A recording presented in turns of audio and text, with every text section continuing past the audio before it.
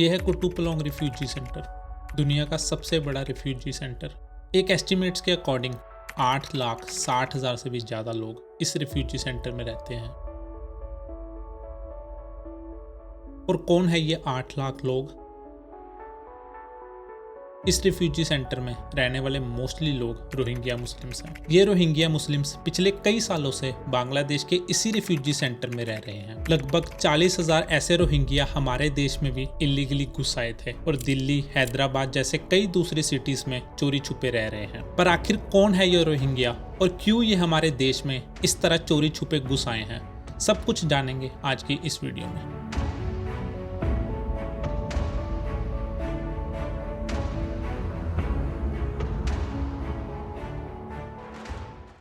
Myanmar south east Asia का एक देश है जो बांग्लादेश, चाइना, लाओस, थाईलैंड और हमारे देश भारत के साथ बॉर्डर शेयर करता है। 1989 तक इसे बर्मा के नाम से भी जाना जाता था, बट तब की सरकार ने इसका नाम चेंज करके बर्मा से म्यांमार रख दिया। दोस्तों, भारत की ही तरह बर्मा पे भी ब्रिटिशर्स का ही रूल था। इनफैक्ट 1937 तक तो इस पे ब्रिटिश इंडिया का ही कंट्रोल हुआ करता था। पर 1 अप्रैल 1937 को ब्रिटिशर्स बर्मा को भारत से अलग कर एक नई गवर्नमेंट की स्थापना करते हैं। बर्मा पे अब बर्मीज लोगों के द्वारा कंट्रोल किया जाने लगा। ये कंट्रोल बेशक ब्रिटिशर्स के नीचे ही था, बट वर्ल्ड वॉर 2 के बाद 1948 तक बर्मा पूरी तरह आजाद हो चुका था। बर्मा बेशक अब एक आजाद देश था, बट उसकी किस्मत हमारे देश की तरह बिल्कुल भी नहीं थी। आजादी के कुछ सालों बाद ही बर्मा में मिलिट्री कूप देखा जाने लगा। इन कूप्स के कारण बर्मा एक काफी लंबे समय तक डेमोक्रेसी नहीं देख पाया। बर्मा देश अपनी प्रॉब्लम से निपटने में लगा रहा और वेस्टर्न कंट्री से घुल मिल नहीं सका। देश की पॉलिटिक्स में मिलिट्री की काफी इंटरफेरेंस रहती थी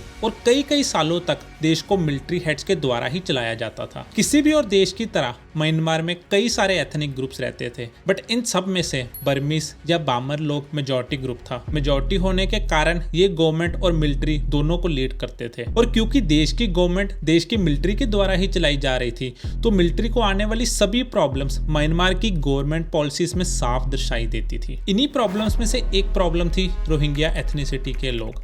बर्मीज मोस्टली बुद्धिस्ट आइडियोलॉजी में यकीन रखते थे, बट म्यांमार का उराकन एरिया एक मुस्लिम मेजॉरिटी एरिया था। बांग्लादेश जो 1971 से पहले ईस्ट पाकिस्तानी हुआ करता था, का भी इस एरिया पे काफी इन्फ्लुएंस था, जिस कारण बर्मीज का मानना था कि रोहिंग्या म्यांमार के लोग ही नहीं हैं। म्यांमार में पाए जाने वाले रोहिंग्यास एक्चुअल में ब्रिटिश शासन के वक्त बांग्लादेश और दूसरी पास की कंट्री से आए हुए मुस्लिम्स हैं, जो अब म्यांमार में कब्जा करना चाहते हैं। समय के साथ बुद्धिस्ट और मुस्लिम्स में प्रॉब्लम्स बढ़ने लगी। इन्हीं डिफरेंसेस के चलते म्यांमार की पॉलिसीज हमेशा से रोहिंग्यास के खिलाफ ही थी। ऐसी ही एक पॉलिसी 1982 में लाई गई, जिसे म्यांमार नेशनलिटी लॉ कहा गया। आसान तौर पे कहा जाए तो म्यांमार के 135 एथनिसिटी ग्रुप्स को 3 हिस्सों में बांटा गया, बट रोहिंग्यास को किसी भी ग्रुप में नहीं रखा गया। म्यांमार गवर्नमेंट का साफ कहना था कि रोहिंग्यास बांग्लादेश के लोग हैं और सरकार इन्हें म्यांमार का सिटीजन ही नहीं मानती। दोस्तों, इस लॉस के आने के बाद बर्मीज और रोहिंग्यास में काफी वायलेंस देखा गया। म्यांमार में मोस्टली रोहिंग्या पॉपुलेशन उराकन एरिया में रहा करती थी, बट 1989 में जब बर्मा का नाम म्यांमार रखा गया तो उराकन का नाम भी चेंज करके रखीनी रख दिया गया। आने वाले सालों में आए दिन बर्मीज और रोहिंग्यास में हिंसा की घटनाएं होती रहती थी। रखीनी स्टेट में रहने वाले बर्मीज लोग अब डरने लगे थे कि कहीं रोहिंग्या पॉपुलेशन मेजॉरिटी ना बन जाए। हिंसा की ऐसी ही घटनाएं 2012 में भी हुई, जब रोहिंग्यास ने मिलकर एक लोकल रखीनी औरत पे हमला कर दिया। इसी वक्त म्यांमार की पॉलिटिक्स में भी काफी बदलाव आ रहे थे। सालों के कूप्स के बाद फाइनली देश में डेमोक्रेसी आने लगी थी। देश में इलेक्शंस कराए जाने लगे। ऑंग सन सू ची एक इम्पोर्टेंट डेमोक्रेटिक लीडर बनके देश के सामने उभरी। इस डेमोक्रेसी के साथ देश को वेस्ट की ओर खोला जाने लगा। देखते ही देखते देश में स्मार्टफोन्स और इंटरनेट एक्सेस बढ़ने लगा। पर ये इंटरनेट एक्सेस देश को बदल के रख देने वाला था। न्यूज और फेक न्यूज में फर्क कम होने लगा। आपसी हमले की ये वीडियोस लोगों को यकीन दिलाने के लिए काफी थी कि रोहिंग्यास देश के लिए एक बड़ी प्रॉब्लम है। कई तरह की अफवाहें फैलने लगी, जिसने इन राइट्स को और बढ़ा दिया। कई बुद्धिस्ट मॉन्क्स के द्वारा लोगों को भड़काया जाने लगा।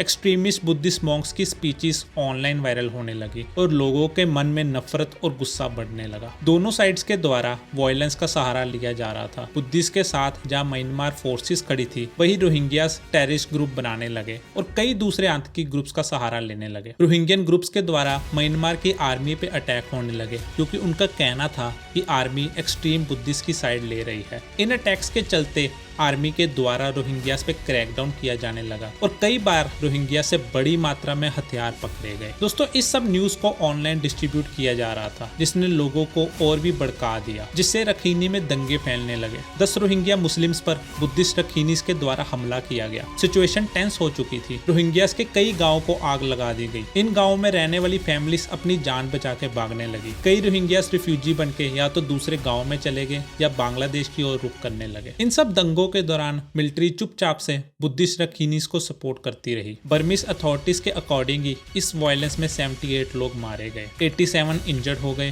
और लगभग 1,40,000 लोगों को अपने घर छोड़ने पड़े। अगले कुछ सालों में इस प्रकार की घटनाएं ऑनलाइन न्यूज में छाई रही। दोनों तरफ से एक दूसरे पे हमले बढ़ने लगे। रोहिंग्यास के द्वारा कई मिलिटेंट ग्रुप्स बनाए जा चुके थे जो बुद्धिस्ट रखीनीस और म्यांमार की मिलिट्री को निशाना बना रहे थे। अर्ली 2017 में उराकन रोहिंग्या सैल्वेशन आर्मी के आतंकियों के द्वारा मिलिट्री पर एक अटैक किया गया, जिसके बाद म्यांमार फोर्सेस के द्वारा ऑपरेशन क्लियरेंस शुरू कर दिया गया। नॉर्थ रखीनी स्टेट के कई हिस्सों में म्यांमार मिलिट्री के द्वारा रोहिंग्या गांव पे अटैक किए गए। म्यांमार मिलिट्री ने रोहिंग्यास को भगाना शुरू कर दिया। रोहिंग्यास के गांव को जलाया जाने लगा और कई फैमिलीज को नॉर्थ में धकेला गया। दुनिया भर ने इसे जेनोसाइड का नाम दिया।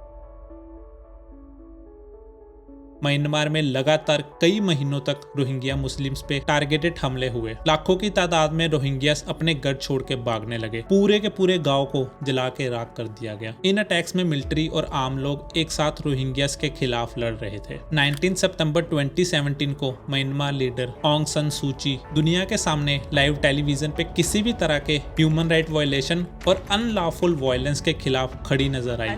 As I said at this General Assembly last year, as a responsible member of the community of nations committed to a sustainable solution that would lead to peace, stability and development for all communities within that state. But उन्होंने अपनी देश की army के खिलाफ एक भी शब्द नहीं बोला, जिसने ये साफ कर दिया था कि म्यांमार की गवर्नमेंट भी आर्मी के इस एक्शंस के पक्ष में है। यूएन और कई इंडिपेंडेंट रिपोर्टर्स के अकॉर्डिंग हजारों की तादाद में म्यांमार बुद्धिस्ट और रोहिंग्या मुस्लिम्स इस वायलेंस में मारे गए। लाखों की तादाद में रोहिंग्यास को अपने घर छोड़ने पड़े और इस तरह इतने सारे रोहिंग्यास बांग्लादेश के कुटुपलांग रिफ्यूजी सेंटर में पहुंच गए। दोस्तों, इसी सब प्रॉब्लम्स के वक्त लगभग 40,000 रोहिंग्यास भारत में भी इलीगली घुस आए थे। इनमें से कई लोग टेररिस्ट एक्टिविटीज और टेररिस्ट ऑर्गेनाइजेशंस के साथ जुड़े थे, जिस कारण ये हमारे देश की नेशनल सिक्योरिटी के लिए एक बड़ा मुद्दा है। 2017 में इंडियन फोर्सेस के द्वारा इन इलीगल रोहिंग्यास के खिलाफ कार्रवाई की गई, जिसके बाद कई रोहिंग्यास को अरेस्ट भी किया गया। आज भी कई सारे रोहिंग्यास हमारे देश में छुपे बैठे हैं, जिन्हें पकड़ने के लिए हमारी फोर्सेस कार्रवाई करती रहती है। ये कहानी थी रोहिंग्यास की,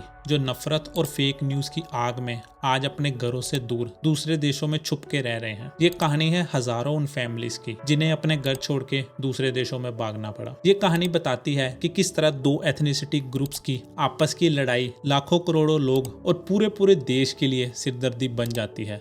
ये कहानी बताती है कि क्यों आपसी भाईचारा किसी भी देश के लिए सबसे अहम होता है। वीडियो अच्छी लगी हो तो एक लाइक जरूर छोड़ते जाइएगा। मिलता हूँ किसी और वीडियो में। वंदे मातरम।